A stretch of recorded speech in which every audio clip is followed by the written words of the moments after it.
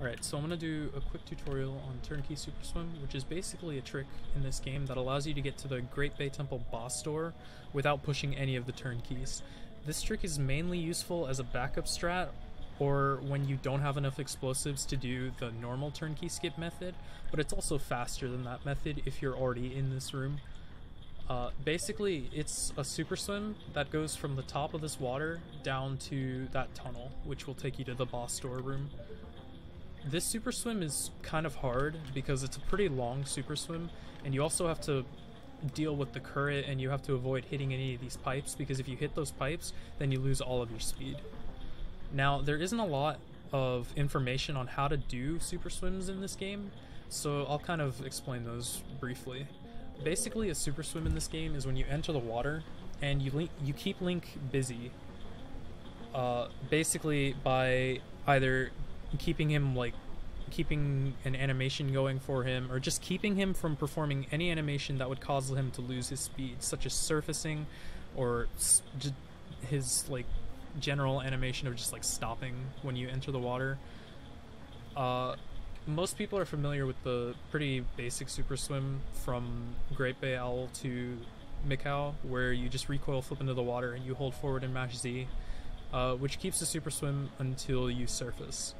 Well, as Zora Link, you can do something called an infinite super swim, which is basically a trick where you can control your height and your depth in the water as you super swim and just keep it going as long as you want. You can even keep him from surfacing and stay at the top of the water. Basically how it works is you alternate between Link's sink and rise actions. So you enter the water with a lot of speed, and then you just alternate between sinking and rising. And if you keep that going, you can also control your height and depth.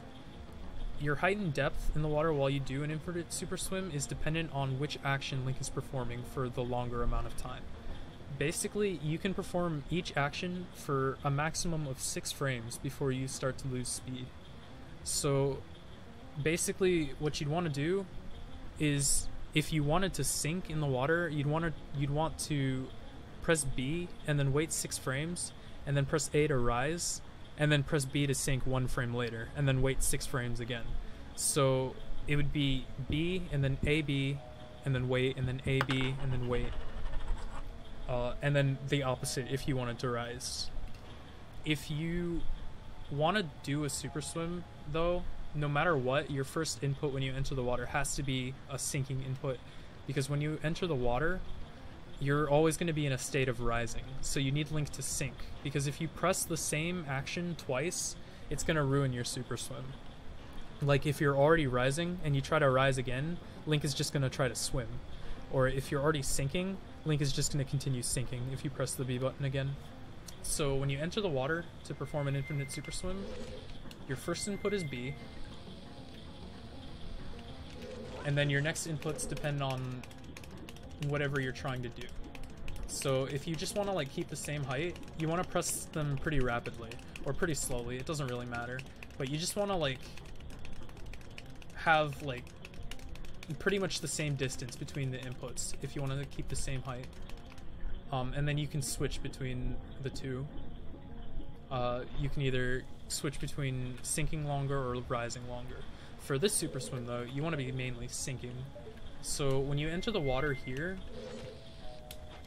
you want to kind of stay towards the middle,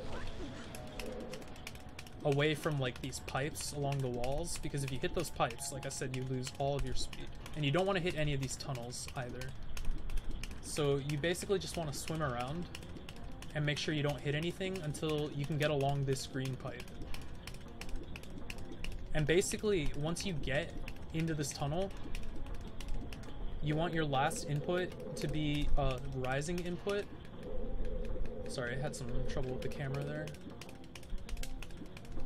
You want it to be a rising input, because once you have a rising input, you can just turn it into a normal super swim, which basically means that once you start rising, you just switch to holding forward and mashing Z. And then here you just have a super swim going.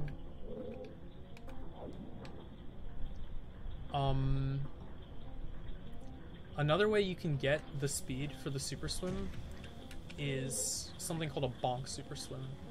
Basically how that works is when you dive into the water, Link dives into the water with whatever falling speed he has. So if you fall from a really tall height, like up here, then you keep the speed of your fall, and if you bonk into a wall, Link transfers that into like backward speed, and then you can super swim out of that. So if I aim towards this wall, and you want to hit the wall basically as soon as you enter the water, because every frame you're in the water, you lose speed for a set amount of frames until you surface. So I want to dive into the water and hit the wall like as soon as I can, and then super swim off of that. So I'll try to do that.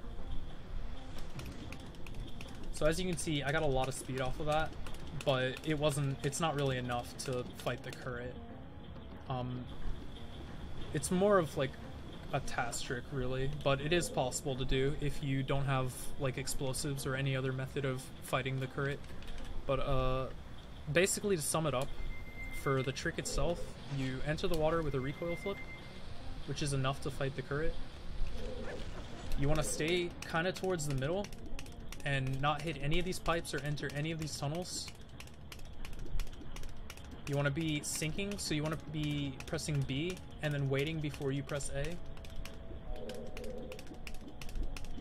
Get along this pipe right here, enter the tunnel, press A, and then switch to holding forward and mashing Z until you get all the way through the tunnel. I know that was kind of a rough tutorial, but if you have any questions, feel free to ask me and I'll try my best to explain. But thank you for watching.